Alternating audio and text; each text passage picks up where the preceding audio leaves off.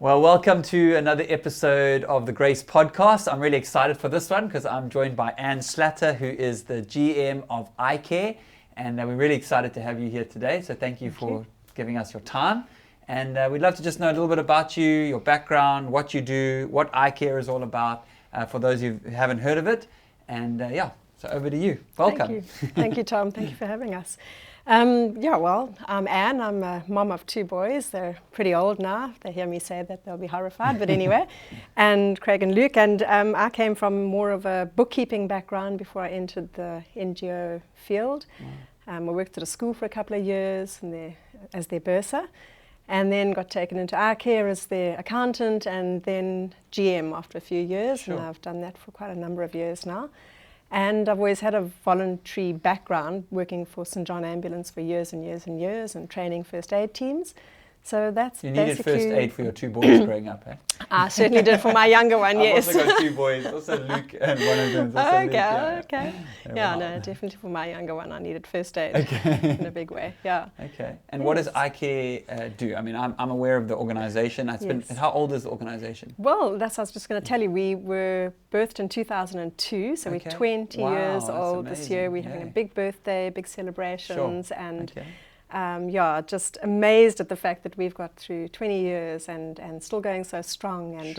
And so we've got lots to celebrate. Yeah, that's amazing. And so, iCare was birthed in, 2002 by Graham Cochrane, the late Graham Cochrane, who saw the plight of street children, driving onto the Bria every day, lots of kids at traffic lights, and saw them for who they really are. They're marginalised, they're broken little souls, because nobody at that young age of maybe between 9 and 15 chooses to live on the streets or chooses to be at traffic lights. Sure. And street children are classified by living and working on the streets. You get part-timers, and a lot of people complain about the part-timers because they come in the school holidays and just drive motorists mad, by running through the traffic. But the children who actually live and work on the streets are the street children that we mainly work with. Sure. In the city of Durban and greater Durban, Pinetown, Hillcrest, Phoenix, and the Intezuma, the Ink area, Intezuma, KwaMashu, and Ananda areas, Sure. And so I know, you obviously have a huge passion for this. What is the sort of primary work that you actually do with the street children? So what we always tell people when they ask like this is that we rehabilitate street children. So we don't necessarily rehabilitate them from drugs as people see rehabilitation. We rehabilitate them from the life of the streets. It's a no rules kind of life. They get involved in many, scary and different things on the streets. They are quite abused on the streets by older kids and older people as well. They are expected to perhaps even pay for where they want to sleep, even if it's a street corner or a shop doorway. Or a park area, they'll almost get charged and in different ways to live there. And so we rehabilitate these children from the streets. We meet them at their place of need on the streets. And our outreach workers are truly, they're angels. They work with the kids on the streets, finding out who they are, why they are where they are. Yeah. And we have a drop-in centre that then they eventually bring them into. Once that sort of relationship of trust has been formed, they bring them into our drop-in centre, which we have in Windermere, the Windermere area and Churchill Road, and from there we start our interventions into their lives. Sure. Trying to find out who their families are, where they've come from, why they're on the streets, what brought them to the streets, what is the family dynamic, and we eventually then start to try and find that family, be guided home by these young kids. And then we really can draw the true picture. We have some really strange pictures to start off with. We may have strange names and strange areas that they come from, and then we finally really just get into their lives and why they've chosen to be on the streets. Sure. It's amazing work. So, just even as you're listening, I'm sure you kind of moved by just the challenge of that, because it really is a huge challenge. It is. And obviously every child is different and has different set of circumstances. So would you say that there are like key factors or key sort of patterns that you see in why children end up in the streets? Obviously, from a biblical perspective, we speak about, the widow, the orphan, the poor. We speak about the vulnerable being a voice for the vulnerable. I mean, these are probably the most vulnerable of vulnerable. Yes, they you know, are. you're a child and you're living at the mercy of you know. Yes. So what are there some patterns that you see? Or? Yes, definitely. We sort of have a bit of a list of, you know, why did you come to the streets? And the biggest is poverty and abuse. And I mean, poverty, just because of our economic situation in our country, and the unemployment is huge. But the abuse is not necessarily being hit by the big stick at home, but it's a child not receiving their basic needs is suffering from abuse. So if you're not loved, if you're not sheltered, if you're not educated, if you're not medicated, if you're not given nutrition, that child is suffering from a form of abuse. And so a lot of these kids come to the streets looking for something better, just to escape some of what they're not getting, believing that they can sometimes come to the streets to make a living for mom or granny, and then take it back. But very rarely does it get taken back, because whatever they earn, they're using. And then as they've lived on the streets a little bit longer, so they use it for all the wrong things. They start to get involved in drugs and drug taking. And some of it's severe, and you know, from the heroin point of view, but then otherwise it's glue sniffing, smoking weed, you know, taking tablets, mixing up Sparletta drinks, you know, with all sorts of stuff in it.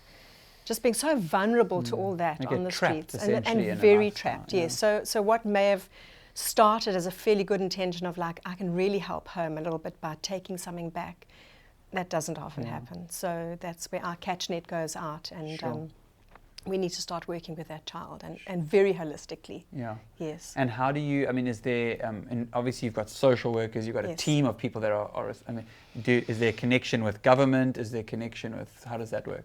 Yes, so we're quite independent with our outreach program.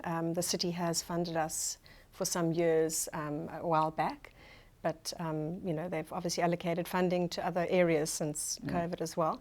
But social development does step in once we've actually taken that child into our care. So we have child and youth care centres that we work with the children, you know, sort of ongoing in the child and youth care centres, and they actually come to live with us. So once they've been through our outreach program, our drop-in centre program, psychosocial intervention by our social workers, they then go through our under 18, if they're under 18, they go through our under 18 Kutaza program. Kutaza means encouraging new life. Sure.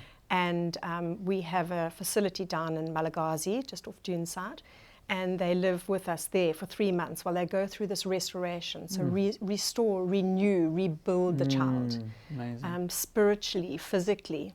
Yeah. And once we've worked with them for those 3 months, all that while we're doing family intervention, family reunification, family restoration programs. And then at the end of those 3 months, we can make that decision to either place them in our CYCC, Child and Youth Care Centres, or they can be reunified with family.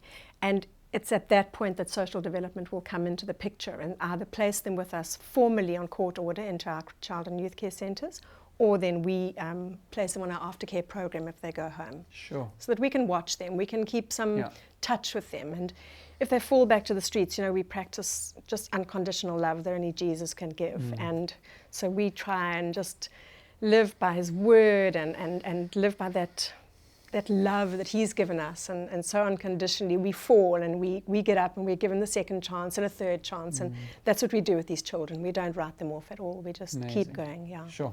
And that's probably the greatest gift, even more than absolutely. You know, I mean, I think there's, you know, Maslow's hierarchy, and you obviously have to look after the base needs. But I think something that's very clear is that, you know, poverty is more than just our physical needs. Absolutely. It's emotional, as you said. It's spiritual. It's all of that. And to have, I imagine, to see really good results, you have to look at the child as a whole being. Yes. So you speak of your own Christian values. I mean, do those values sort of permeate the organization? Well, absolutely. We are a Christian organization. We have, you know, Jesus is right at our center. I often say to the staff, you know, you've got to walk around Jesus through here. You know, we can't just take a straight road through iCare. You've got to go around Jesus first, or through him, or with him, and take him with him. So we definitely we have a very deep love for the Lord, and it's evident in all our staff. And we always talk about the impact, and if we don't make an impact, have we made a difference? And so to make that impact, we have to have that right heart, and we've got to have that right spirit, and we've got to have that right passion for broken children. Yeah, and also, I mean, this is a long, this is not a quick fix situation. You know, Certainly so in not order a to quick keep your fix. courage and your faith Yes, and not become yes, hopeless or yes, despondent, yes. you need that. I mean, I've been reading a book around sort of church history and what made the church, you know, grow and expand.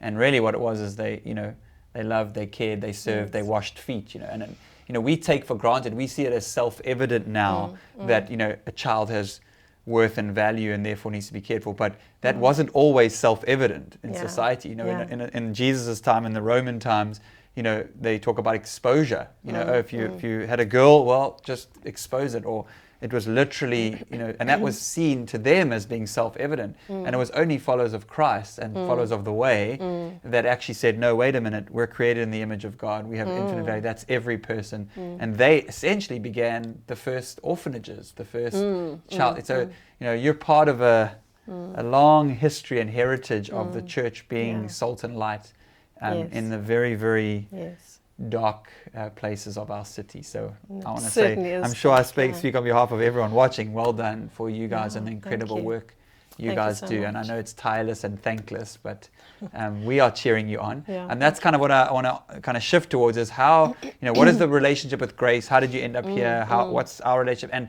And what would you say, how can we as members of Grace Family Church, how can we make a difference? How can we be part of this? What does that look like? Or what do you want everyone to kind of know?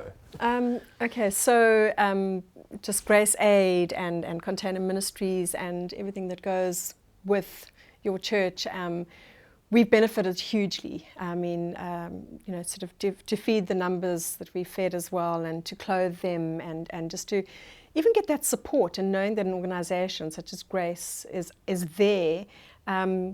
I mean, recently we've even enrolled our kids into your sewing group and the Life program. I hope I'm getting that right. The Life program that just supports us in moving those children through, and like we were saying earlier about teaching him to fish and giving him the rod. So the sewing classes, and then perhaps a sewing machine will move him on. It's an empowerment, and so, you know, we've also had. We've attended courses here as well, and our staff have attended courses, and we've been part of the market days, and, you know, just opportunities to work together with like-minded people, and just know that there's amazing support out there that we can so rely on. And the buckets and the food buckets that come annually. I mean, what a blessing to be able to give those to our aftercare children when they come to fetch their next year's school uniforms. They go home with their mom or their gogo, or whoever their care giver is. They go home with a bucket of goodies and new pair of shoes and a school uniform for the next year, and equipped with the right stationery that goes with it, and just ready for the next year, and just feeling loved. You know, that's huge. They really do feel loved. That's huge. And what would you want us to know? I know you mentioned some of the things, you know, we're big on when helping hurts. Yes. And, you know, sometimes we want to help, but sometimes the way in which we help actually ends up hurting. So talk to us about that. I'd just love to say to everybody out there that your heart goes out to those children when you see them at a traffic light. You want to give them just something that you feel may make them better for the day, whether it be an apple or a sandwich or some money, and money being the worst thing. But, you know, they're at the traffic light because they know that they're going to get something from the public by standing there and hoping it's going to be some money. And if it's not money and it's a sandwich or a burger, you know, that just helps them have that little bit of extra money in their pockets then to go and buy those drugs at the end of the day or pay for where they're staying. And it just exacerbates the whole thing about them being at the traffic lights. It's keeping them on the streets one day longer. It's perhaps keeping them away from wanting to come with our outreach worker to the drop-in centre on that particular day, because, you know, maybe a Friday is quite lucrative, or during school holidays or a long weekend is lucrative. So we're really not doing them a favour by giving them anything at the traffic lights. Make the traffic lights a fairly unpleasant place to be, you know, like we're all grumpy at the traffic lights. We don't want to look left nor right. Maybe we should all just do that. And people would go and seek the right help at the right places and not think that the traffic light or the beachfront is the place to be. It seems counterintuitive in some ways because it is. You want to help and Yes. Yes. Walk past you don't want to be the person walking past the Good Samaritan on the side of the road. Exactly. I mean, but as you say, if it perpetuates that system, then you're part of that. So what would you, if you have any tips for us who can, how we can help, what we can do, Okay, so well, iCare thrives on donations. Unfortunately, that's where we are. We don't have any real sustainable programs that we can run because we don't have a touch point with our children for long enough to have vegetable gardens. Well, we do. We have internal vegetable gardens and chicken projects and that sort of thing, but we don't have a business side to iCare. So we're always relying on non-perishable foods to feed the families out there, and internally use within our CYCCs as well, and clothing and school uniforms and gently used sports equipment. Our boys are football mad, and to buy these hundreds of pairs of soccer boots is actually quite a daunting task. And so we just say to kids out there, if you've got a pair of soccer boots and you haven't used them or you've outgrown them, brilliant, tie the laces together and send them to us. Wow. We'll use them. We'll love great. them. That's great. Yeah. Awesome. Yeah. And I'm sure we could keep going, but thank you so much for just Thank being with us you. and sharing your heart Yeah. and the incredible work you guys are doing. And for those who call Grace home, thank you guys, because in many ways you are actually already part of iCare, as you are Definitely. using your time, your talent, and your treasure to sow into our church or to tithe to our church or give. Then a lot of those resources end up Yes. benefiting organizations like iCare and many others that are doing other important work in different parts of our city and nation. Absolutely. So you are involved, and Yes. and know that it is making a difference on the certainly is. streets, in places that need it most. So Yep. thank you guys for what you do. Thank you Pleasure. for what you do. Thank you so much. And Yeah. thanks for joining us for the podcast. Thank you.